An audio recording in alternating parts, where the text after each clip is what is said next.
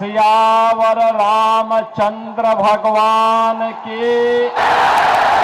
सियावर रामचंद्र भगवान की। माता जानकी की। माता जानकी की। भारत माता की। भारत माता की। वंदे वंदे वंदे। नमः पार्वती पतिये हर हर। मोतिहारी के लोकप्रिय सांसद, पूर्व केंद्रीय मंत्री, उत्तर प्रदेश के प्रभारी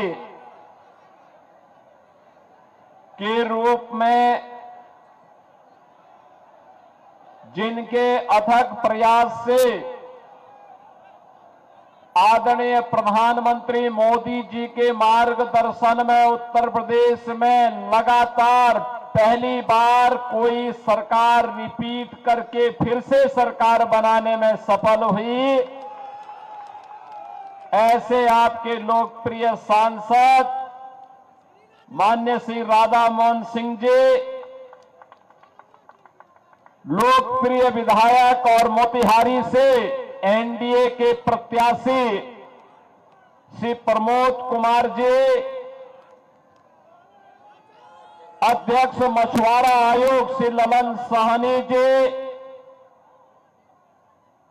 उत्तर प्रदेश विधान परिषद के सदस्य श्री विजय बहादुर पाठक जी, उप महापौर डॉक्टर लाल बाबू प्रसाद जी, सुविख्यात चिकित्सक डॉक्टर आशुतोष शरण जी, प्रदेश महासचिव जदयू श्री दीपक पटेल जी, पूर्व प्रदेश अध्यक्ष किसान मोर्चा से अखिलेश कुमार सिंह जी, संयोजक प्रकाश आस्थाना जी, प्रदेश अध्यक्ष राष्ट्रीय लोक मोर्चा डॉक्टर दीपक कुमार कुशवाहा जी, जिलाध्यक्ष जदयू श्रीमती मंजू देवी जी,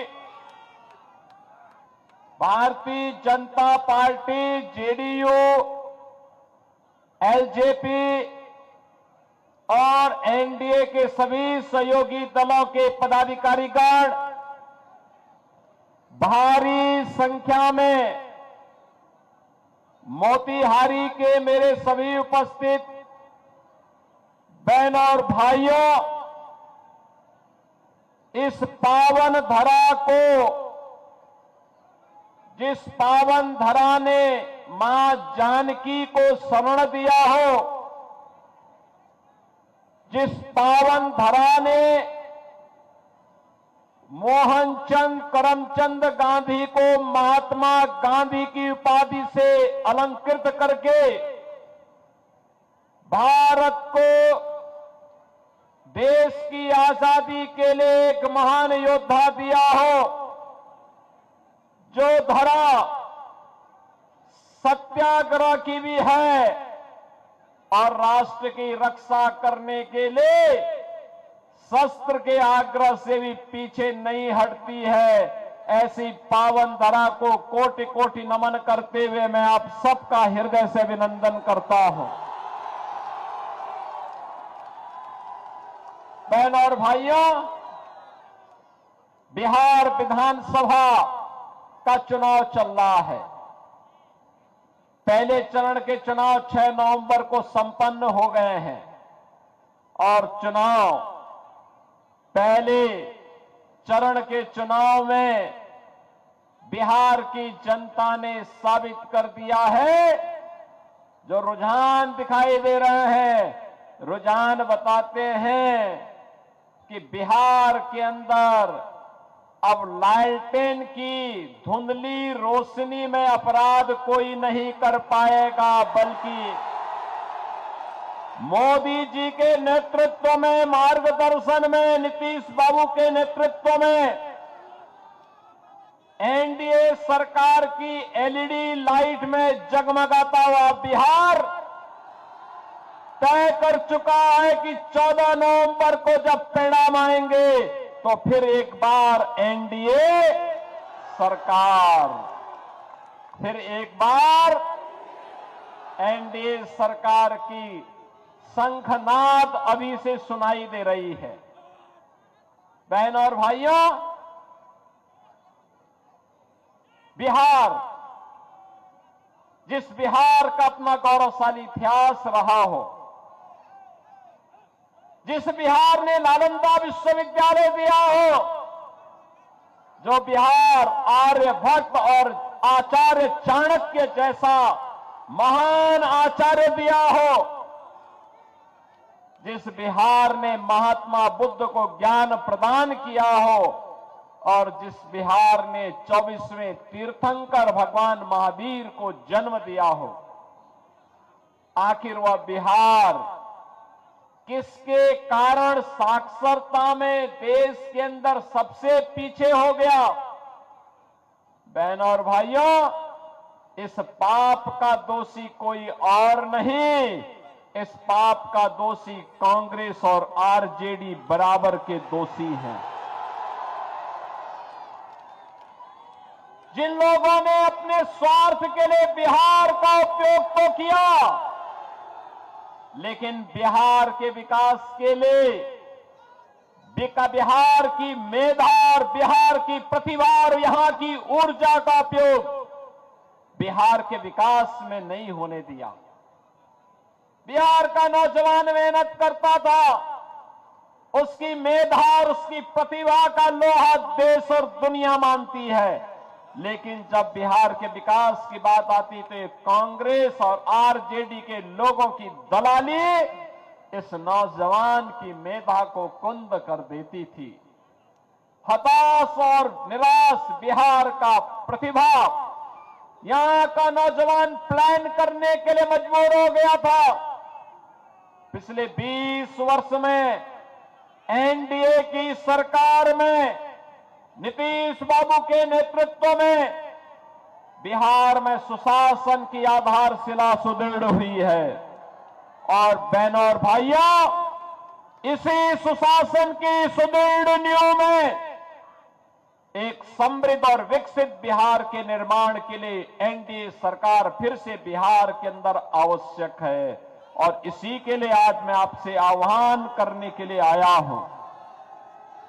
बहनों और भाइयों, याद करिए, आज बिहार में वो सब कुछ है जो बिहार की समृद्धि और विकसित बिहार बनाने में सहायक हो सकती है। रोड की कनेक्टिविटी है, रेलवे की कनेक्टिविटी है, एयर कनेक्टिविटी है, इनलैंड वाटरवे की कनेक्टिविटी है, मेट्रो की सुविधा है और बहनों और भाइयों, आज बिहार के अंदर वह सब कुछ है। आप याद करिए, एनआईटी है, आईआईटी है, आईआईएम है, एम्स है, इंजीनियरिंग कॉलेजेस की श्रृंखला है और बिहार के अंदर अब मेडिकल कॉलेजेस की भी एक लंबी श्रृंखला खड़ी हो गई है। बहनों और भाइयों, अब बिहार में अच्छे शिक्षण संस्थान हैं, खुल रहे हैं, निवेश आ रहा है और निवेश की पहली शर्त है सुरक्षा। अगर अपराधी जीतेगा तो निवेश भागेगा, अगर अपराधी जीतेगा सुरक्षा दांव पे लगेगी, नौजवान प्लान करेगा और ऐसे ही अपराधियों के लिए हम लोगों ने यूपी में ये बुलडोजर खड़ा करके रखा हुआ है। बहनों और भाइयों, ये जो बुलडोजर यूपी के माफिया की छाती को रौंदते हुए चलता है ना, धड़धड़ा के, उसकी हड्डी और पसली एक हो जाती है और तभी तो यूपी का माफिया और अपराधी हुआ है पस्त और नौजवान को रोजगार मिला है तो वह हुआ है मस्त। बहन और भाइयों, मोदी जी का नेतृत्व है तो विरासत भी है और विकास भी है। आप याद करिए, ये कांग्रेस के लोग क्या कहते थे कि राम तो हुए ही नहीं। आरजेडी के लोग खानदानी माफिया को बचाने के लिए और खानदानी माफिया को जिताने के लिए उसके दबाव में राम मंदिर की रथ यात्रा रोक देते हैं। इनका पार्टनर समाजवादी पार्टी उत्तर प्रदेश के अंदर राम भक्तों पर गोली चलाने का दुस्साहस चलाती करती है, लेकिन तब भी राम भक्त कहते थे रामलला हम आएंगे मंदिर, लाठी गोली खाएंगे मंदिर वहीं। और देखिए, मोदी जी के नेतृत्व में उत्तर प्रदेश में डबल इंजन की सरकार बनी। क्या एक कांग्रेस, आरजेडी या समाजवादी पार्टी भगवान राम के मंदिर के निर्माण को रोक पाई है क्या? आज अयोध्या में भगवान राम का मंदिर बन गया है ना, कोई संदेह है क्या? और देखो, अयोध्या में भगवान राम का मंदिर बना तो महर्षि वाल्मीकि जी के नाम पे इंटरनेशनल एयरपोर्ट भी अयोध्या में अब बन गया है। वहां पे जो भी यात्री जाता है, यात्री विश्रामालय में रुकता है तो यात्री विश्रामालय निषाद राज के नाम पर है। वहां पर जो भी प्रसाद मिलता है वह प्रसाद माता सबरी रसोई में बनता है। और बहनों और भाइयों, अब तो अयोध्या में हमारी संस्कृति तो कृतज्ञता ज्ञापित करने की है। याद करिए, जब मां जानकी को रावण भगा लेके उठा के अपहरण करके ले जा रहा था, तब सबसे पहला प्रतिकार करने के लिए आया था गिद्धराज जटायु। रावण से लड़ते लड़ते वीर गति को प्राप्त हुआ और अयोध्या में राम मंदिर परिसर में गिद्धराज जटायु की भी भव्य प्रतिमा की स्थापना हो गई है। जब रावण को समाप्त करने के लिए, उसकी लंका को समाप्त करने के लिए सेतुबंध का निर्माण हो रहा था, एक गिलहरी भी योगदान दे रही थी। तो गिलहरी का भी एक मूर्ति राम जन्मभूमि परिसर में लग गई है। महाकवि तुलसीदास, महर्षि वशिष्ठ, महर्षि विश्वामित्र, महर्षि वाल्मीकि, इन सब के मंदिर बन गए हैं। बहनों और भाइयों, ये है भारत की परंपरा, कृतज्ञता ज्ञापित करने की परंपरा। और अयोध्या में राम मंदिर बनेगा तो सीतामढ़ी में मां जानकी का मंदिर भी ये एनडीए की सरकार बना रही है ना। और यही नहीं, राधा मोहन बाबू यूपी के प्रभारी थे, तो इन्होंने कहा कि जब मंदिर बनेगा अयोध्या में तो अयोध्या से सीतामढ़ी को जोड़ने के लिए राम जानकी का मार्ग भी बनना चाहिए। 6155 करोड़ स्वीकृत, काम भी प्रारंभ हो गया है। और अब तो गोरखपुर से सिलीगुड़ी को जोड़ने के लिए जो एक नया एक्सप्रेसवे बन रहा है वह इसी मोतिहारी होते हुए जा रहा है और यह एक इकोनॉमिक कॉरिडोर होगा, इकोनॉमिक कॉरिडोर। बहन और भाइयों, विकास ऐसे होता है। आप याद करिए ना,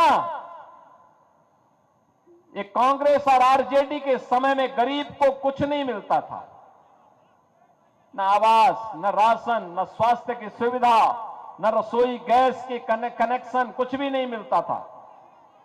मोदी जी के समय में पिछले 11 वर्ष में भारत दुनिया की बड़ी ताकत बना है। आज भारत की तरफ कोई टेढ़ी नजरों से नहीं देख सकता।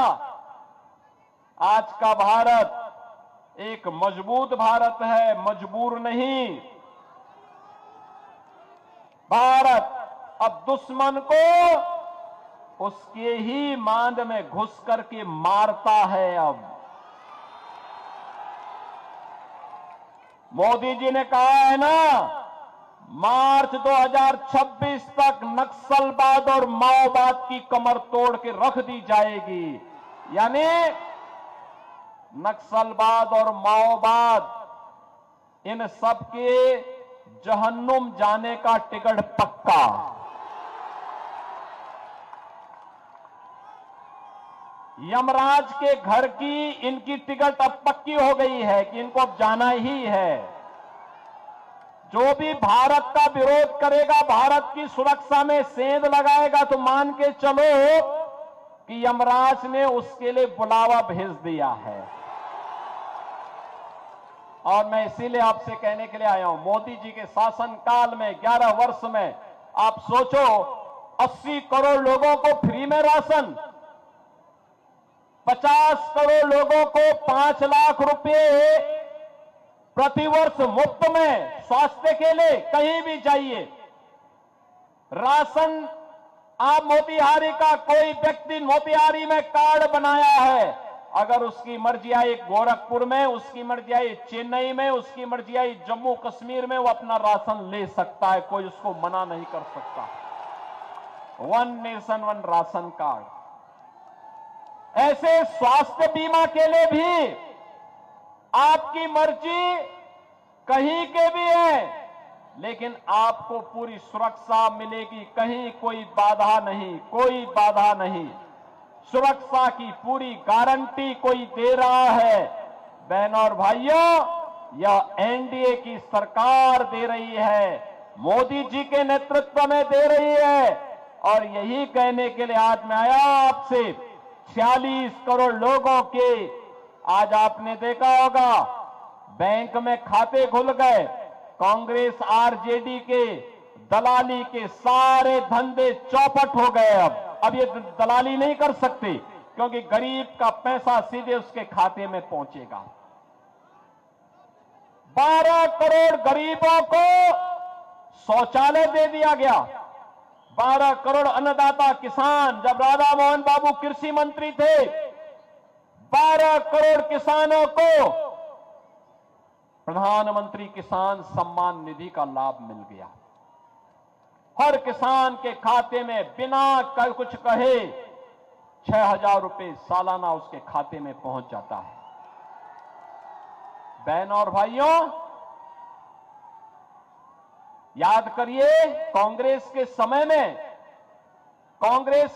में एक रसोई गैस का कनेक्शन लेने में 50,000 रुपया देना पड़ता था, तब भी नहीं मिलता था।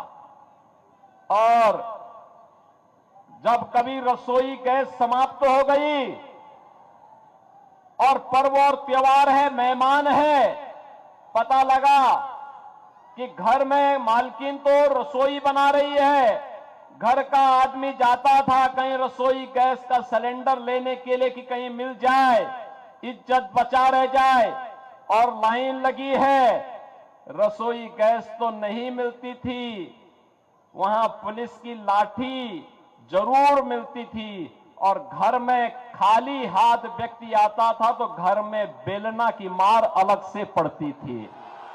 ये कांग्रेस के लोग थे, पुरुषों की हाल तो ऐसा बना दिए थे कि न घर का होता था न घाट का होता था। लेकिन मोदी जी ने 10 करोड़ परिवारों को फ्री में रसोई गैस कनेक्शन उपलब्ध करवा दिए, और रसोई गैस जितनी जलानी है आप जलाइए, कहीं कोई समस्या नहीं।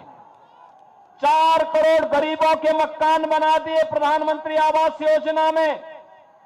3 करोड़ गरीबों के घर में बिजली के मुफ्त में कनेक्शन भी दिला दिए, यानी राशन फ्री, स्वास्थ्य फ्री, बिजली कनेक्शन फ्री, उज्ज्वला योजना का कनेक्शन फ्री, और पेयजल के लिए जल भी फ्री।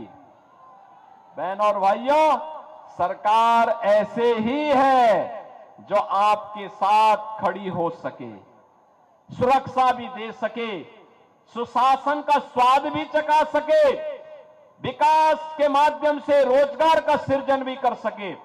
मैं नौजवानों से कहना चाहूंगा, जिन्होंने आरजेडी की अराजकता नहीं देखी है, वे अपने मां बाप से पूछें अराजकता क्या होती है। ये जातीय नरसंहार कैसे बिहार के अंदर आरजेडी के 15 वर्ष के कुशासन में हुई थी, हर व्यक्ति जानता है। अपहरण कैसे होता था, 60,000 से अधिक अपहरण। बहनों और भाइयों, व्यापारी सुरक्षित नहीं, उद्यमी सुरक्षित नहीं था, इंजीनियर सुरक्षित नहीं था, चिकित्सक सुरक्षित नहीं था, बच्चे सुरक्षित नहीं थी, बेटी सुरक्षित नहीं थी। केवल आरजेडी का एक परिवार सुरक्षित था, बाकी पूरा बिहार असुरक्षित था। और इसीलिए मैं आप सबसे कहने के लिए आया हूं कि बहनों और भाइयों, हमें किसी ऐसे व्यक्ति को नहीं चुनना है, ऐसे अपराधी को नहीं चुनना है जो फिर से जंगल राज लेके आ जाए। हमें किसी ऐसे माफिया को, किसी ऐसे अपराधी को नहीं चुनना है जो फिर से जंगल राज लाने का समर्थक हो, कतई नहीं। और मैं तो देख रहा था यहां पर, जैसे मैं मंच पे आया, मैंने यहां पर महागठबंधन के प्रत्याशी के बारे में जब मैंने सुना, 28 मामले और कोई ऐसी आईपीसी की धारा नहीं, बीएनएस की कोई धारा नहीं जिसमें उसके खिलाफ मामले न दर्ज हुए हों। क्या हत्या के प्रयास, क्या लूट, क्या छिनैती, क्या डकैती, क्या अपहरण, क्या बलवा, यानी कोई भी ऐसी धारा नहीं जिसमें उसने अपराध न किया हो। तो बहनों और भाइयों, इसकी जगह तो उत्तर प्रदेश में बहुत अच्छी हो सकती है।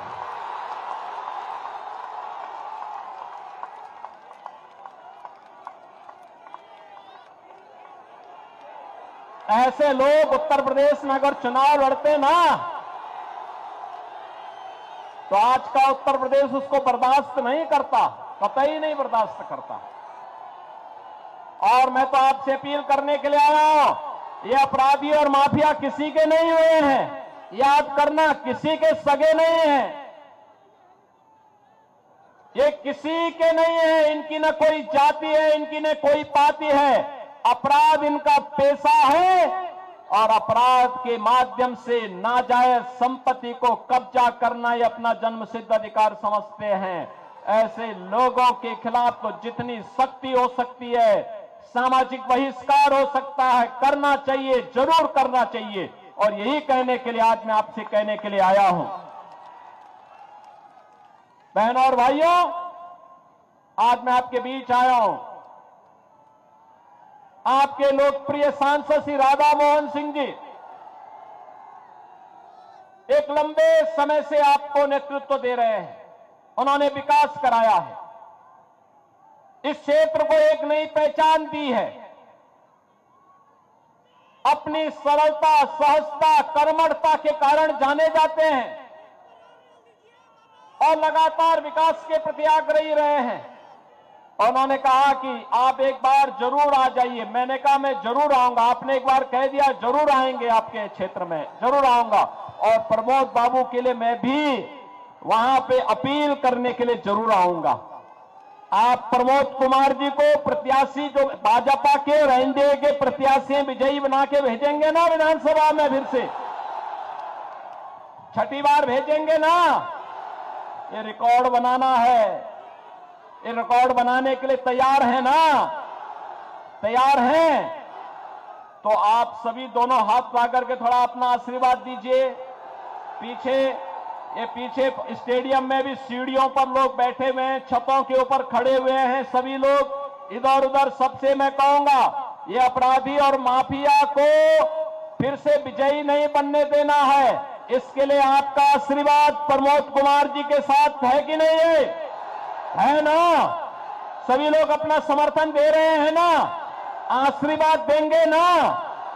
आशीर्वाद देकर के 11 नवंबर को भारी बहुमत से विजयी बना करके प्रमोद कुमार जी को भेजना है। भेजेंगे?